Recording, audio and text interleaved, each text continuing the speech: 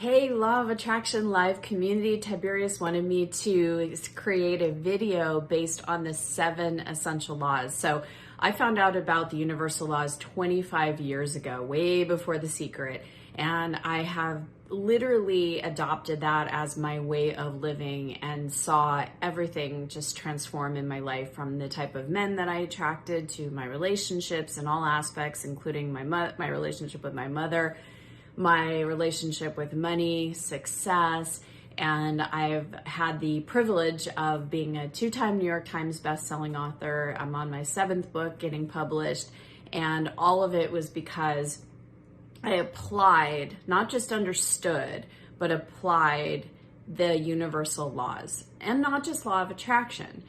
It really comes down to understanding the 7 essential laws and understanding that first and foremost, everything is energy. Now, I'm sure many of you, most of you have heard that, but it's one thing to get something and have awareness, but it's another thing to have that become how you live your life. So when you look at a thought, that's energy. When you look at what language you're using, that's energy. When you look at a belief or a perspective that you hold about something, or the way you relate with a situation or a circumstance, that's all energy. So before I get into this discussion of the 7 essential laws, it's really important to understand that everything is energy. And you as a human being are energy receivers, your energy generators, and your energy transmitters. And so let me break those down, because before I even start the discussion on universal laws, it's important to understand this. We have trillions of cells in our bodies. We all know this, right? Each of those cells has receptor sites for energy. And that energy is going to be picked up either by the environment we're in, by other people that we're around, or by us deliberately choosing the energy that we want to bring in. So you know about law of attraction, what you send out comes back to you, right? It's what your energy has, what you're sending out in your own energy. So the 5 elements that we send out energy is our language, what we say, what we think, how we feel, the beliefs or the perspectives that we hold, and then also the actions that we take. So if you think of the 5 elements of energy that comes off of us that we generate, we also need to receive in energy. And so if we're receiving in negativity, if we're receiving in toxicity, if we're receiving in a lot of fear energy, which a lot of people right now in mass consciousness, people are in fear, people are in anger, there's a lot of emotions that are really high right now, just based on everything that's happening in the world. So if we are not deliberately choosing the energy that we want to come into our receptor sites, we are being influenced by energy. So that's actually the 2nd law. So law of attraction, what you send out comes back to you. I think of it like a boomerang, right? What you send out, it's going to come back. The law of deliberate creation is that you are the one that gets to choose where you put your focus and your attention on. How you talk, right? What language you use, what words you use, how you think, by realizing that you get to choose the thoughts. You're actually the thought creator, that you get to be a witness to your thoughts, that you get to choose how you want to perceive something, what you want to believe in. You get to choose to process your emotions. You get to choose to decide how you want to feel about anything. And then obviously you get to choose what actions you take. We have free will. Each one of us has free will and choice. And so by choosing what you deliberately want to create, knowing that you're going to get back what you vibrate out, it's important to choose what energy you want to send out. Well, and part of that equation is deciding what energy you want to bring in. So do you want to be in the energy field of fear and worry and sadness and all of the energy that's going on right now? Or do you take time to focus on asking your divine creator, the one that's breathing you, that's never far from you, What your divine design is of abundance and success and well-being and loving and supportive relationships and all good things. Do you want to tap into that reservoir of energy and ask for, I'd like to experience rays of joy? You could do that right now. Just ask your divine self, the creator, God, goddess, whatever, universal intelligence, I would like to receive rays of light. And just imagine that light is coming down through the top of your head, filling up every part of your body, filling up every single one of those receptor sites, thinking of them as little cups that are being filled up.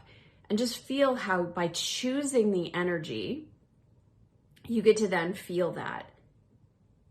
And then you become more in vibrational alignment with that energy of joy. Then it's easier to think in a better way.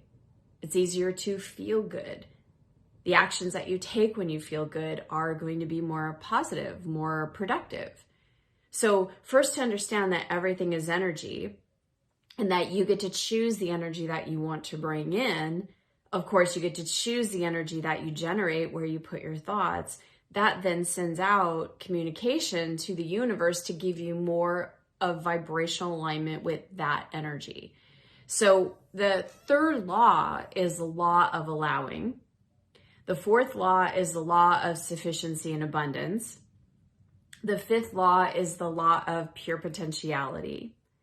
The sixth law is the law of detachment. And the seventh law is the law of polarity. So because I have a limited time here with you, I want to share that the law that makes them all work together, it's not law of attraction. Law of attraction is giving you what you send out, and you're the one that sends out the energy. So it's a mirror reflection to you. But if you are focused on abundance, you're in an allowing space, you're in a detached space, you're in completely alignment, and you're on the pole of abundance. Abundance, the law of sufficiency and abundance pulls it all together, and here's why. If you look at the law of sufficiency and abundance as a spectrum, on one side you have lack, and on the other side you have abundance, and there's that tipping point in the middle to go from lack to abundance. Let's talk about this side of the pole real quick. This is the lack side. This is where we feel separated, limited, suffering, struggling. There's just not enough to go around. And this is where any lower level emotion, fear, doubt, resentment, disappointment, sadness, all of those emotions are in that side of the pole. So the best way to think about it is that when you're in lack, you feel bad. If you feel bad, you're in lack. Now let's flip to the other side of the pole, which is the abundance pole. It's the abundance side. This is where you're in alignment. This is where you're in an allowing place. Abundance brings the feelings of joy and bliss and excitement and passion and purpose and love and contentment and all of these wonderful feelings that we are meant to feel as human beings. So when you're on this side of the pole, you feel good. So if you feel good, you're in alignment with abundance. If you feel bad, you're in lack. If you feel good, you're in abundance. So what's the tipping point? Because it's a spectrum. The middle ground, that tipping point, is satisfaction. Finding the positive aspects of where you are right now, because nothing is ever all good and nothing is ever all bad.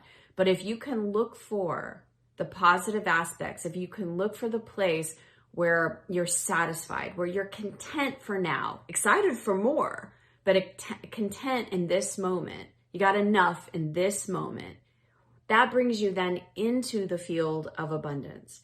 You're the one deliberately choosing where you want to be. You're deliberately working with law of deliberate creation. What you're now sending out is waves of abundance. You're in a much more expanded, allowing place. When you're in abundance, you could have hundreds of thousands of different avenues through which things come to you. You're not attached to just one thing. So you're in a place of detachment. You're realizing that there is pure potentiality for all that exists. And you're on the side of the pole that is abundance. So the law of sufficiency and abundance, anytime you feel bad, know that there is either something you're thinking, something you're saying, something you're feeling, something you're doing that is towards lack.